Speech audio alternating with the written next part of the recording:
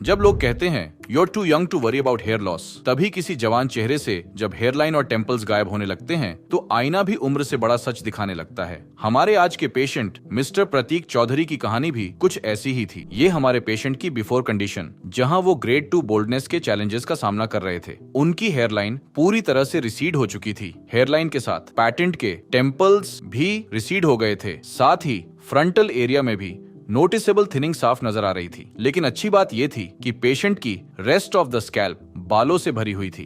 Thankfully उनका donor area बिल्कुल healthy condition में था, जिसने इस पूरी ट्रांसफॉर्मेशन जर्नी में एक सिग्निफिकेंट रोल प्ले किया और सक्सेसफुल हेयर ट्रांसप्लांट को पॉसिबल बनाया। आइए जानते हैं उनसे उनका एक्सपीरियंस। मेरा नाम प्रतीक चौधरी है, जिला अमरोहा का रहने वाला हूँ और मेरी एज 27 साल है, 27 ईयर।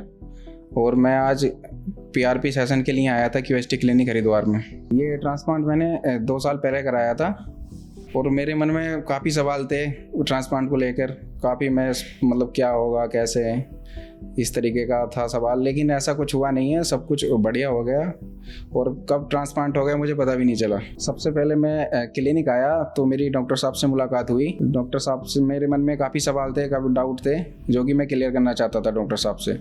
मैं डॉक्टर साहब से मिला और मैंने उनसे क्लियर किया कि हेयर लाइन कैसी आएगी और टेम्पल्स वगैरह। ये मेरे मन में था कि नेचुरल रहेंगे नहीं रहेंगे। और डॉक्टर साहब ने मुझे समझाया कि सब ठीक होगा, आप टेंशन बिल्कुल मत लो। और इसके बाद मैं हेयर ट्रांसप्लांट कराने के लिए रेडी हो गया। और उसके बाद मेरी हेयर लाइन डिज़ाइन करी गई, जिसमें कि मेरे को अप्रोक्स ग्राफ बता दिए थे कि आपको 1800 ग्राफ लगेंगे। उसके बाद फर्स्ट डे मेरी स्लीटिंग हुई और उसके बाद मैं नियरेस्ट होटल में रुक गया था। फिर अगले दिन मेरे को बुलाया गया था। जब सेकंड डे में आया तो सबसे पहले मेरे को एनीस्थीसिया दिया गया। उसके बाद मेरी सर्जरी स्टार्ट हो गई। 6 से 7 घंटे सर्जरी चली और उसके बाद जब मतलब सर्जरी ख़त्म हो गई, उसके बाद मेरे को डॉक्टर साहब से मिला और उन्होंने मेरे को कुछ प्रिकॉशन बताए कि सर्जिकल कैप लगा के रखना है, धूप से बचना है और कोई हैवी वर्कआउट नहीं करना है फ़िलहाल। हाँ, ये सब। और उसके बाद 5 दिन की मेरे को दवाई दी गई और फिर मैं डिस्चार्ज होके घर चला गया। यहाँ से डिस्चार्ज होने के बाद जो फर्स्ट मतलब हेयर वॉश था मेरा, वो मैंने घर पे ही किया था। डॉक्टर साहब ने बता दिया था कैसे क्या करना है। उसके बाद शुरू के 15 दिन मैंने थोड़ा ध्यान रखना पड़ता है इसमें। ये बताया था कि शुरू के आप 15 दिन थोड़ा धूप से बचोगे, सर्जिकल कैप लगा के रखना है, कोई हैवी वर्कआउट नहीं करना है जिससे कि दिक्कत हो। मतलब शुरू के 2 से 3 दिन मेरी स्वेलिंग रही थी, उसके बाद सब नॉर्मल हो गया था। फिर वैसी कोई दिक्कत नहीं आई। और उसके बाद आप देख ही सकते हैं रिजल्ट कैसा है मेरा। फिर बालों की मतलब 15 दिन बाद शेडिंग फेस आया था। मतलब फिर उसके बाद तो धीरे धीरे ग्रोथ स्टार्ट हो गई थी हेयर के मेरे। आज आप देख सकते हैं कैसी ग्रोथ है मेरे हेयर की। हेयर ट्रांसप्लांट से पहले जो था, जो मेरी हेयर लाइन थी वो काफ़ी पीछे चली गई थी। उसके हेयर ट्रांसप्लांट के उससे क्या दिक्कत थी कि मतलब स्टाइल भी सही, लुक सही नहीं आता था, मतलब कॉन्फिडेंस लेवल भी लो रहता था।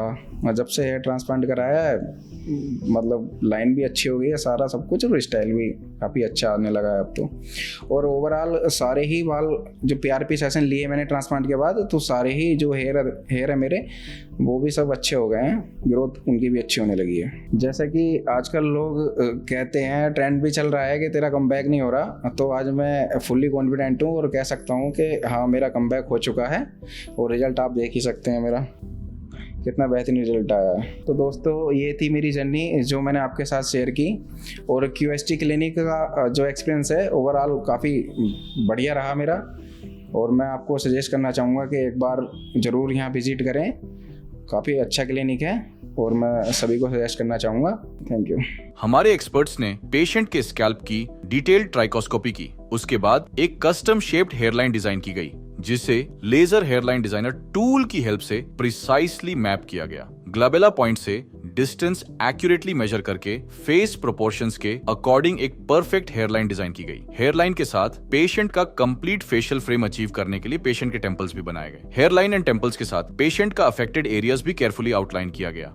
ये आउटलाइंस हमारी सर्जिकल टीम के लिए एक रोड मैप की तरह काम करती हैं। अब इसके बाद आता है सर्जरी का पार्ट, जिसमें सबसे पहले हमारे एक्सपर्ट्स ने पेशेंट के रेसिपिएंट एरिया में स्लिट्स बनाई। उसके बाद एक्सट्रैक्शन और इम्प्लांटेशन का प्रोसेस शुरू किया गया। हेयरलाइन जोन के लिए हमारे एक्सपर्ट्स ने स्पेशली सिंगल और थिन हेयर फॉलिकल्स को इम्प्लांट किया और यही सेम फॉलिकल्स टेम्पल्स में भी यूज किए गए ताकि ओवरऑल हेयरलाइन का लुक बिल्कुल नेचुरल लगे।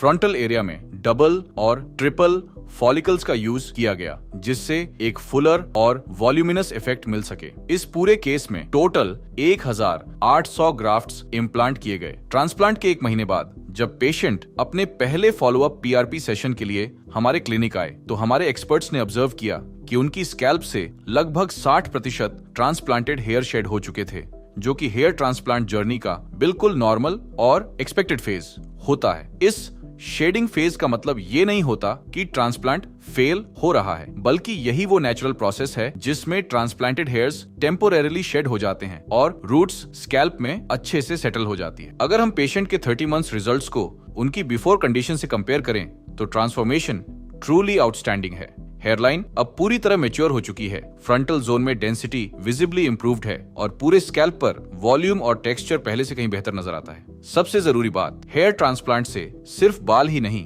खोया हुआ आत्मविश्वास, सेल्फ एस्टीम भी वापस आता है। अगर आप भी अपना खोया हुआ लुक और कॉन्फिडेंस वापस पाना चाहते हैं तो आज ही हमारे एक्सपर्ट से संपर्क करें। और अगर आपको ये वीडियो हेल्पफुल लगी हो तो लाइक, शेयर, सब्सक्राइब और बेल आइकॉन को प्रेस करना ना भूलें।